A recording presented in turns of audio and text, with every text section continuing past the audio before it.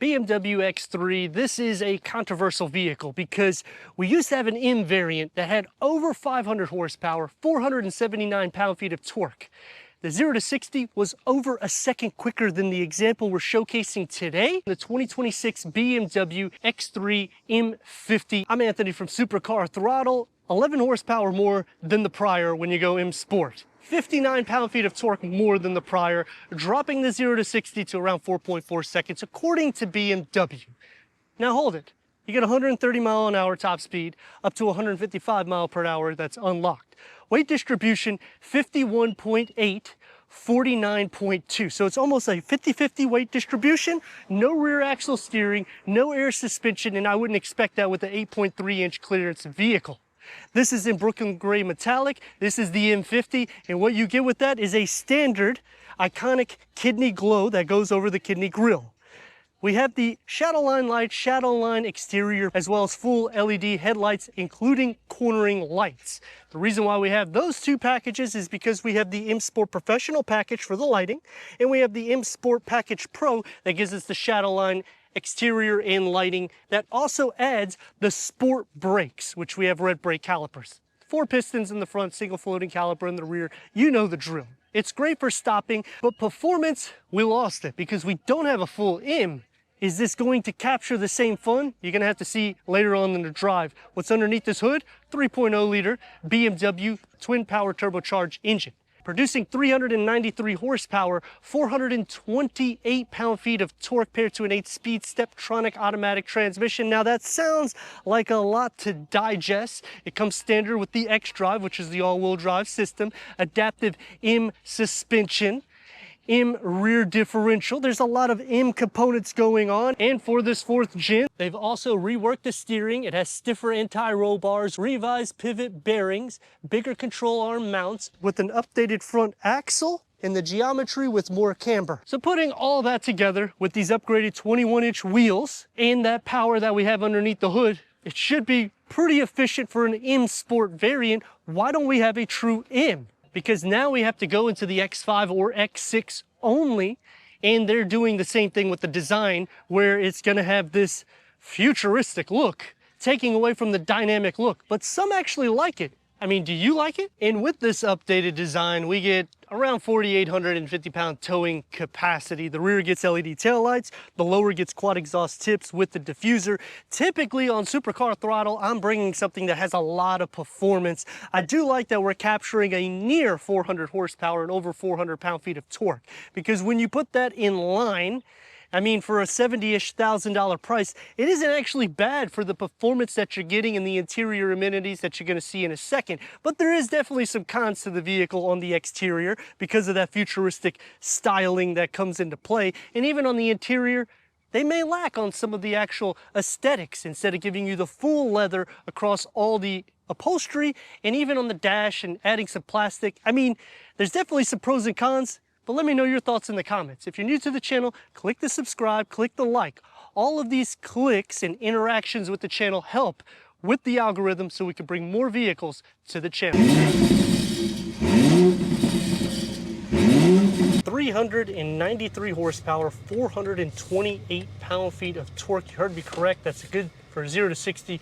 BMW is quoting around 4.4 seconds. 11 horsepower more, 59 pound-feet of torque more than the M Sport we lost, but no true M. Let's see the performance. We got boost.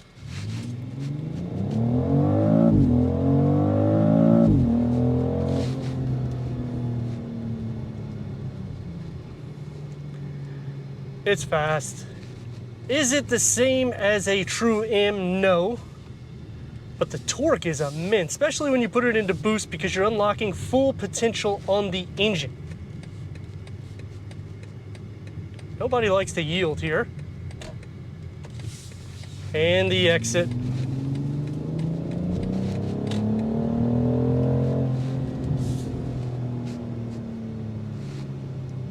Now that's where the M Sport differential comes into play and the adaptive M suspension, and you get the exhaust pops that come in. The cornering,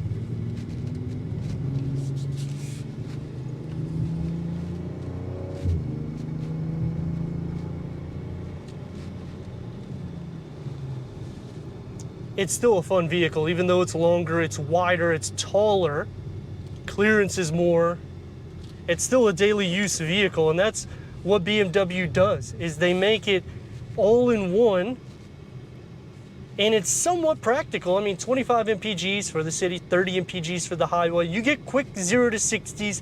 Top speed is more than enough to be in jail for a long time. Visibility is great. There is some difference of opinion for the exterior, and I don't like some of the styling myself, but I've grown to start liking it because that's the way BMW is. But on the interior, it's still hard for me to like this plastic here that looks like, I hate to say it, that they use cutouts from milk jugs, because it's literally plastic that, I mean, put some glass controls around the area. I don't think you would want to put it here because it's something that would crack, but maybe change the design a little bit. This plastic, it's just a little bit too much plastic for an over $70,000 price vehicle. The drive to it is great. The power is a lot better than the M Sport we lost, but again, not replacing a full M. The suspension itself, it's a lot smoother than the prior. I will definitely say that. The seats are a little bit more comfortable, a little bit more wide. The interior itself feels a little bit more open.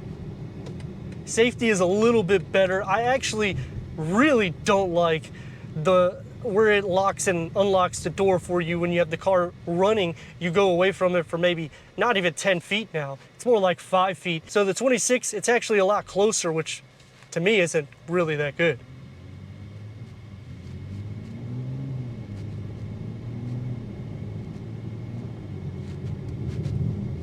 Doesn't feel that wide in the lane, but I'm not a huge fan of this flat hood design either. I mean, there's just some things that BMW does right, and with this styling element, it's just so electrified, and they've only threw in a 48 volt mild hybrid system.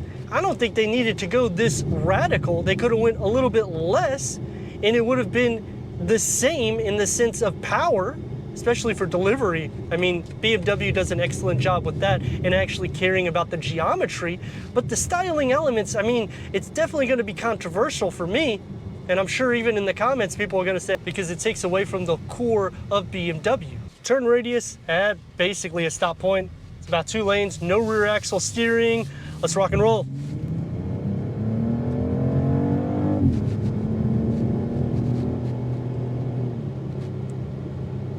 And that's going to lead me to some more cons, unfortunately. I hate the boost that they put on these vehicles nowadays, because you're not getting the full horsepower and torque unless you use that, and you only get about 10 seconds of it. Now, yes, you get it on demand when you push it, but if you don't push it, when I actually did the engagement there for the rock and roll portion, I didn't push it until afterwards, so maybe you saw a little bit of a hesitation in the camera, and that's what it does, because it's unlocking the full throttle to the vehicle. I do like that they keep the DNA alive, because when you change these driving modes, it does change up the steering, the pedal feel, it does change the actual driving demeanor. I don't like the wireless charging pad because it's constantly clicking on and off. The back seats is great, you have a ton of space, but then there's not a lot of charging ports either. So when you're talking about over $70,000, is this the vehicle to go to? Let me know your thoughts in the comments. If you're new to the channel, consider subscribing. Check out this next video right here.